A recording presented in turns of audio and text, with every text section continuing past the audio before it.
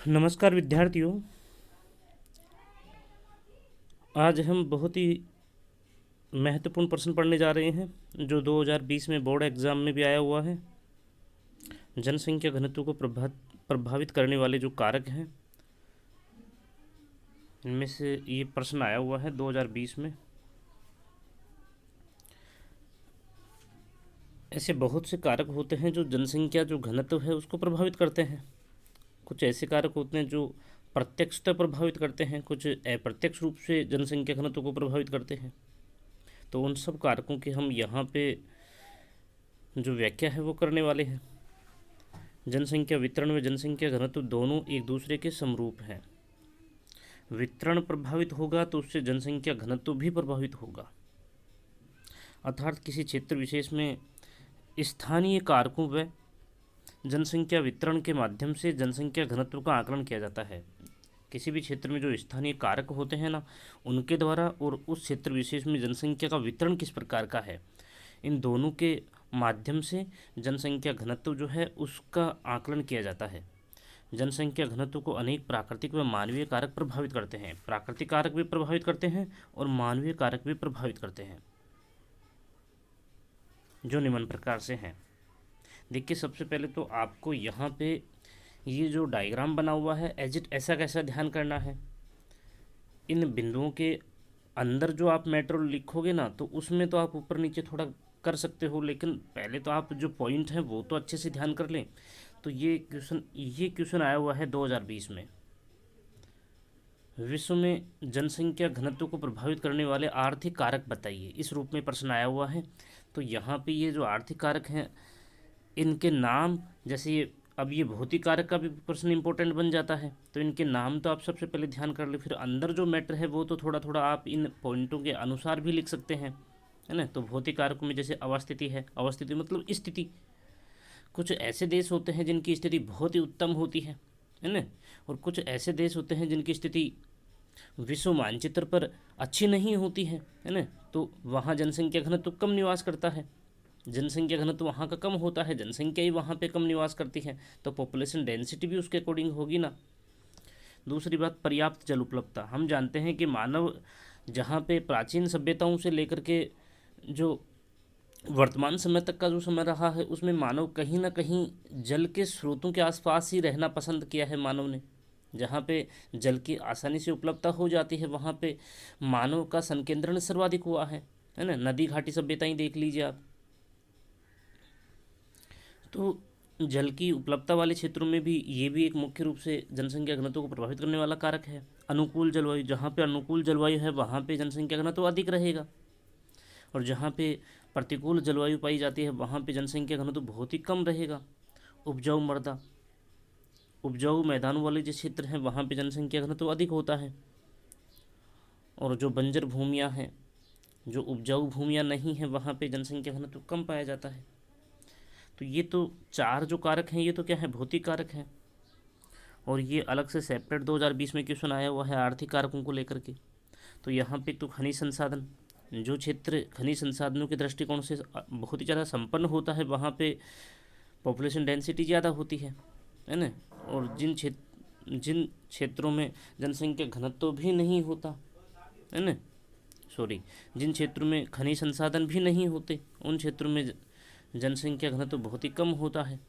नगरीकरण, नगरीकरण हम जानते हैं कि नगरीय क्षेत्रों में जनसंख्या घनत्व अधिक होता है ना, और जिन क्षेत्रों में नगरीकरण कम होता है वहाँ पे जनसंख्या घनत्व कम होता है।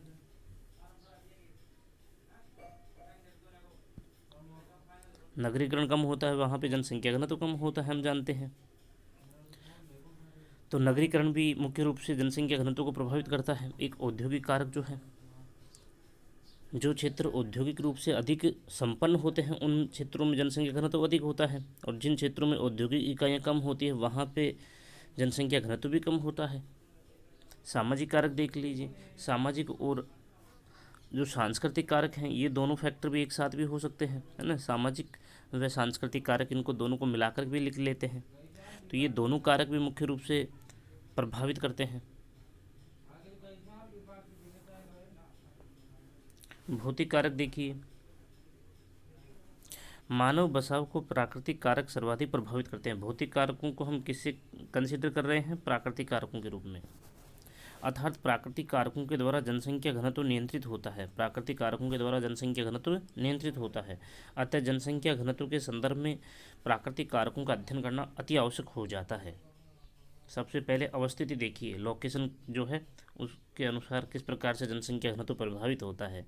विश्व स्तर पर उत्तम स्थिति वाले देश सर्वाधिक जनसंख्या घनत्व रखते हैं। उदाहरण के तौर पर जैसे जापान है, जापान और यूनान जो है, ब्रिटेन भी अच्छी स्थिति रखता है। जापान है, यूनान है, ये अपनी केंद्रीय स्थिति रखते हैं। केंद्रीय स्थिति के कारण ही आज ये विकसित अवस्था में है। उच्च पर्वतीय क्षेत्रों की अपेक्षा उपजाऊ मृदा के कारण मैदानी क्षेत्रों का जनघनत्व अधिक होता है। हम जानते हैं कि उच्च पर्वतीय जो क्षेत्र होते हैं, क्योंकि वो दुर्गम पहाड़ियाँ होती हैं, और दुर्गम जो क्षेत्र होते हैं, पर्वतीय जो क्षेत्र होते हैं, उनमें जनसंख्या घनत्व कम पाया जाता है। जबकि उनकी तुलनात्मक रूप से अगर हम देखते हैं तो जो उपजाऊ जो क्षेत्र होते हैं, मैदानी जो क्षेत्र होते हैं, वहाँ पे जनसंख्या घनत्व अधिक होता है ना। इसी कारण विश्व की अधिकांश जनसंख्या शीतोष्ण कटिबंध में पाई जाती है। शीतोष्ण कटिबंध मतलब जहाँ पे शीत और उष्ण दोनों ही प्रकार की जलवायु पाई जाती है, उस बेल्ट की हम बात कर रहे हैं, जो मुख्यतः 20 डिग्री से 60 डिग्री अक्षांशों के मध्य वाली बात हो रही है। अगर वैसे हम मानते हैं तो 23.5 डिग्री से 66.5 डिग्री वाला जो बेल्ट है वो शीतोष्ण कटिबंध में आता है। पर्याप्त जल उपलब्धता, पर्याप्त जल उपलब्धता। प्राचीन समय से ही मानव ने अपने आवास व मानव सभ्यताएं नदी घाटियों में विकसित की हैं। हम जानते हैं कि जो प्राचीन जो सभ्यताएं रही हैं, उनका विकास जो है वो नदी घाटियों के आसपास ही रहा है। अतः नदी घाटियाँ विश्व के सघनतम जनघनत्व वाले क्षेत्र हैं। नदी घाटियों में ही सर्वाधिक जनसंख्या घनत्व निवास करता है। 3 नंबर जो है उत्तम जलवायु, ये भी अच्छा फैक्टर माना जाता है जनसंख्या घनत्व को प्रभावित करने वाला। जनसंख्या घनत्व को प्रभावित करने वाले कारकों में जलवायु को महत्वपूर्ण कारक माना जाता है। जैसे उष्ण व शुष्क मरुस्थलीय क्षेत्रों में न्यून जनघनत्व तथा भूमध्य सागरीय तटीय क्षेत्रों में अनुकूल जलवायु के कारण उच्च जनघनत्व पाया जाता है। ये एग्जाम्पल के तौर पर जो चीज़ें दी जा रही हैं वो भी आपको साथ में ही याद करनी है। जो गर्म मरुस्थल हैं और जो शुष्क मरुस्थल हैं, उन मरुस्थलों में जनसंख्या घनत्व कम निवास करता है। हम जानते हैं कि मरुस्थलीय क्षेत्रों में पॉपुलेशन जो डेंसिटी है वैसे ही कम होती है ना, क्यों वहाँ पे जल की भी समस्या होती है, उपजाऊ भूमि भी नहीं होती है, क्योंकि जल के बिना उपजाऊ भूमि कहना उत्तम नहीं है। और अनुकूल जलवायु के कारण भूमध्य सागर जो है उसके तटीय क्षेत्रों में अनुकूल जलवायु पाई जाती है। हम जानते हैं भूमध्य सागरीय जलवायु कैसी है, सम जलवायु है ना। तो वहाँ पे जनसंख्या का घनत्व सर्वाधिक है यूरोप महाद्वीप में। उपजाऊ मृदा देखिए, मैदानी क्षेत्रों को उच्च जनसंख्या घनत्व वाले क्षेत्र माना जाता है। हम जानते हैं कि सर्वाधिक जनसंख्या का जो संकेंद्रण होता है वो मैदानी क्षेत्रों में ही होता है, क्योंकि इन क्षेत्रों में उपजाऊ दोमट मिट्टी पाई जाती है। उपजाऊ जो दोमट मिट्टी होती है वो पाई जाती है। जैसे चीन की यांगटी सिकियांग नदी बेसिन में, अब देखिए यहाँ पे एग्जाम्पल के तौर पर चीन की नदी कौन सी है? यांगटी सिकियांग नदी। इस नदी का जो बेसिन होता है, उस बेसिन में 7,000 व्यक्ति प्रति वर्ग किलोमीटर निवास करते हैं। पॉपुलेशन डेंसिटी देखिए आप, 7,000 व्यक्ति प्रति वर्ग किलोमीटर। गंगा ब्रह्मपुत्र जो नदियां हैं, इन दोनों नदियों का जो बेसिन है वहाँ पे 5,000 व्यक्ति प्रति वर्ग किलोमीटर जनसंख्या घनत्व पाया जाता है। ये एग्जाम्पल देखिए आप, उपजाऊ मैदानी क्षेत्रों में जनसंख्या का घनत्व ज़्यादा होता है। अब आर्थिक कारक देखिए, आर्थिक कारकों में फर्स्ट नंबर जो है खनिज संसाधन। प्राचीन समय से ही खनिज संसाधन मानव बसाव को आकर्षित करते रहे हैं। प्राचीन समय से ही मानव संसाधन को, जो खनिज संसाधन है वो आकर्षित करते रहे हैं, क्योंकि इन क्षेत्रों में औद्योगिक गतिविधियां रोजगार उत्पन्न करती हैं। जहाँ पे प्राकृतिक रूप से जो रिसोर्सेज जो हैं उनका भंडार ज़्यादा होगा, तो वहाँ पे हम आसानी से उद्योगों की स्थापना भी कर सकते हैं। और जो उद्योगों की स्थापना हो जाएगी एक बार, तो वहाँ पे रोजगार के अवसर ज़्यादा उपलब्ध होने लग जाएंगे, तो धीरे धीरे वहाँ पे जनसमूह पहुँचने लगता है। ठीक है ना। तो खनिज संसाधन भी मुख्य रूप से जनसंख्या घनत्व को प्रभावित करते हैं। जैसे अफ्रीका के कटंगा पठार पर, यहाँ पे देखिए, अब जो एग्जाम्पल के तौर पर हम बात कर रहे हैं, तो अफ्रीका के अंदर एक पठार है कटंगा पठार। उस कटंगा पठार पर तांबा की पेटी है, जहाँ पे तांबा जो है वहाँ पे तांबा के भंडार पाए जाते हैं, है ना। तो एक तो वहाँ पे जनसंख्या घनत्व अधिक है। दूसरी बात, झारखंड झारखंड जो है उसका सिंहभूमि क्षेत्र, सिंहभूम जो जिला है, सिंहभूम जो जिला है उसमें कोयला उत्पादन के कारण उच्च जनसंख्या घनत्व पाया जाता है। झारखंड का सिंहभूम जिला जो है उसमें, तो ये मुख्य रूप से जनसंख्या घनत्व जहाँ पे अधिक होगा, तो ऐसे क्षेत्र वो होंगे जहाँ पे जनसंख्या खनिज संसाधनों की बहुलता अधिक होगी, वहीं पे जनसंख्या घनत्व अधिक होगा। हम जानते हैं कि झारखंड का जो छोटा नागपुर का जो पठार है ना, उस छोटा नागपुर के पठार में प्राकृतिक रूप से आपदाएं तो बहुत हैं, लेकिन वहाँ पे प्राकृतिक रूप से जो रिसोर्सेज हैं उनकी बहुलता ने ही वहाँ पे अधिक जनसंख्या का जमाव जो है उसको बसाया है। नगरीकरण देखिए, नगरीय क्षेत्र उच्च जनसंख्या घनत्व का पोषण करते हैं। नगरीय क्षेत्रों में उच्च जनसंख्या घनत्व निवास करता है, अर्थात सभी प्रकार की मूलभूत आवश्यकताएं व उत्तम रोजगार के अवसर प्राप्त होने के कारण जनसंख्या को आकर्षित करते हैं। हम जानते हैं कि ग्रामीण क्षेत्रों से जनसंख्या निकलने वाली जो है वो नगरीय क्षेत्रों में जाती है। और नगरीय क्षेत्रों में जाती क्यों है? क्योंकि अपनी जो आर्थिक स्थिति है उसको और अधिक मजबूत करने के लिए जाती है, रोजगार प्राप्त करने के लिए जाती है। तो हम जानते हैं कि नगरीय क्षेत्रों में जो है रोजगार के अवसर आसानी से उपलब्ध हो जाते हैं, है ना। तो नगरीय केंद्र जो है जनसंख्या को आकर्षित करते हैं।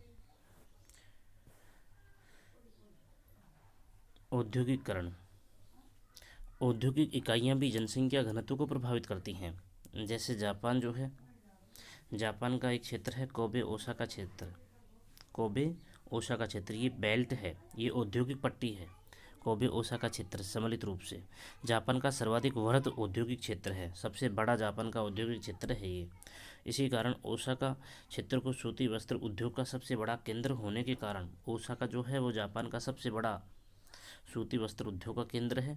इसी कारण जापान का मैनचेस्टर इसे कहते हैं, जापान का मैनचेस्टर इसे कहते हैं। जिस प्रकार से हमारे भारत में भारत का मैनचेस्टर जो है अहमदाबाद को कहते हैं ना, ठीक उसी प्रकार से सूती वस्त्र उद्योग की जो इकाइयाँ हैं सर्वाधिक रूप से यहाँ पे औद्योगिक इकाइयाँ लगी हुई हैं, इस कारण यहाँ पे इसको जापान का मैनचेस्टर कहते हैं।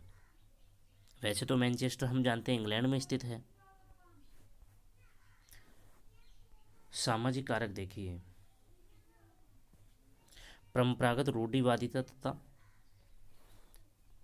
अशिक्षा बेरोजगारी भी जनसंख्या घनत्व को प्रभावित करने वाले उत्तरदायी कारक माने जाते हैं। एक तो परंपरागत रूढ़िवादिता, जो प्राचीन समय से हमारे जो विचार रहे हैं उन विचारों से हम बाहर निकलना ही नहीं चाहते हैं।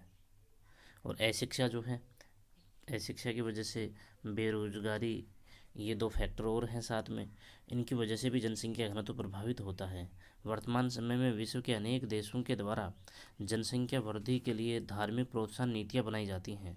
जिन देशों में जनसंख्या जो वृद्धि कम हो रही है उन देशों में धार्मिक प्रोत्साहन के आधार पर नीतियाँ बनाई जाती हैं कि आप जनसंख्या को बढ़ाइए, ठीक है ना। तो उसके कारण भी जनसंख्या घनत्व जो पॉपुलेशन डेंसिटी है वो बढ़ जाती है। लास्ट बिंदु जो है वो सांस्कृतिक कारक है।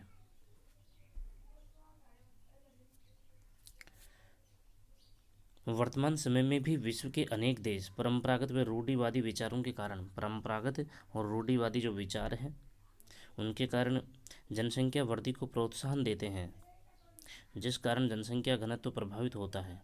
जैसे निम्न प्रजनन काल की अवधि होना, निम्न प्रजनन काल की अवधि होना, जिन देशों में जन्म दर बहुत ही कम है ना, तो वो देश क्या करते हैं कि इस प्रकार की परंपरागत और रूढ़िवादी विचारों के आधार पर अगर हम जनसंख्या नहीं बढ़ाएंगे तो पड़ोसी हमारे ऊपर आक्रमण कर देंगे। तो इस प्रकार की नीतियों के चलते जनसंख्या वृद्धि को प्रोत्साहन देते हैं और इसी कारण पॉपुलेशन डेंसिटी जो है वो बढ़ जाती है। भारत के संदर्भ में संतान उत्पत्ति की आयु की अगर हम बात करें, कितनी उम्र तक जो लोग हैं वो संतानों की उत्पत्ति कर सकते हैं, अगर भारत के संदर्भ में हम देखते हैं तो 15 वर्ष से 59 वर्ष मानी जाती है संतान उत्पत्ति की जो आयु है। इस उम्र के बीच में आप संतानें उत्पन्न कर सकते हैं, है ना। तो इस प्रकार की ये टैगलाइन जो है ये भारत के संदर्भ में है, ठीक है ना। तो इस प्रकार से ये जो सारे कारक हैं हमने जिनकी मोटे मोटे तौर पर बात की है, ये सारे कारक आप इस चार्ट में अच्छे से ध्यान कर लेंगे। और इनके अंदर जो मैटर है उसमें अगर आप 19-20 भी अगर मैटर को रखते हैं तो वो बड़ी बात नहीं होगी, लेकिन ये चार्ट ज़रूर आप ध्यान कर लें, ये वाला चार्ट, है ना। क्योंकि बोर्ड एग्ज़ाम में 2020 में भी एक क्वेश्चन आया हुआ है। भौतिक कारकों के रूप में देखें तो अवस्थिति है, पर्याप्त जल उपलब्धता है, अनुकूल जलवायु है, उपजाऊ मृदा है ना। इसमें प्रत्येक बिंदु में दो चीज़ें हैं, अगर अवस्थिति ठीक होगी तो जनसंख्या घनत्व उच्च होगा, अगर अवस्थिति ठीक नहीं होगी तो जनसंख्या घनत्व निम्न होगा। पर्याप्त जल की उपलब्धता होगी तो जनसंख्या घनत्व अधिक होगा, पर्याप्त जल की उपलब्धता नहीं होगी तो जनसंख्या घनत्व कम होगा। अनुकूल जलवायु होगी तो जनसंख्या घनत्व उच्च होगा, प्रतिकूल जलवायु होगी तो जनसंख्या घनत्व निम्न होगा। उपजाऊ मृदा होगी तो जनसंख्या घनत्व उच्च होगा, उपजाऊ मृदा नहीं होगी तो जनसंख्या घनत्व कम होगा। तो इस प्रकार से प्रत्येक बिंदु के दो पहलू आपको बस इसके मैटर के रूप में अंदर लिखने हैं और इनमें कुछ भी नहीं है। खनिज संसाधनों की दृष्टि से अगर कोई संपन्न क्षेत्र है तो वहाँ पे उच्च जनसंख्या घनत्व पाया जाता है। और एग्जाम्पल के तौर पर जो चीज़ें आपके यहाँ पे कटंगा पठार जो है वहाँ पे तांबा जो है उसकी बेल्ट है, और झारखंड का जो सिंहभूम जो ज़िला है वहाँ पे भी बहुत सारी जो खनिज हैं, कोयला जैसे पदार्थ जो हैं वहाँ पे निकाले जाते हैं, है ना। तो ये सारे जो फैक्टर हैं, नगरीकरण है, औद्योगिकरण है, सामाजिक कारक है, सांस्कृतिक कारक है ना। तो ये सारे जो कारक हैं वो मिलकर करके आर्थिक कारकों का निर्माण करते हैं। और ये जो चार कारक हैं ये भौतिक कारकों का निर्माण करते हैं। तो भौतिक कारक पूछे तो आप ये चार लिखेंगे और आर्थिक कारक पूछे तो आप ये कारक लिखेंगे, ठीक है ना। तो ये 5 कारक तो आपके आर्थिक कारक हैं, और भौतिक कारक जो हैं 4 कारक हैं, इनको अच्छे से आप ध्यान कर लेंगे। बोर्ड एग्जाम के दृष्टिकोण से बहुत ही महत्वपूर्ण क्वेश्चन ऐसे बनते हैं, तो आप भी उसी दृष्टिकोण से इसको ध्यान करेंगे। आगे की बात करेंगे हम कल।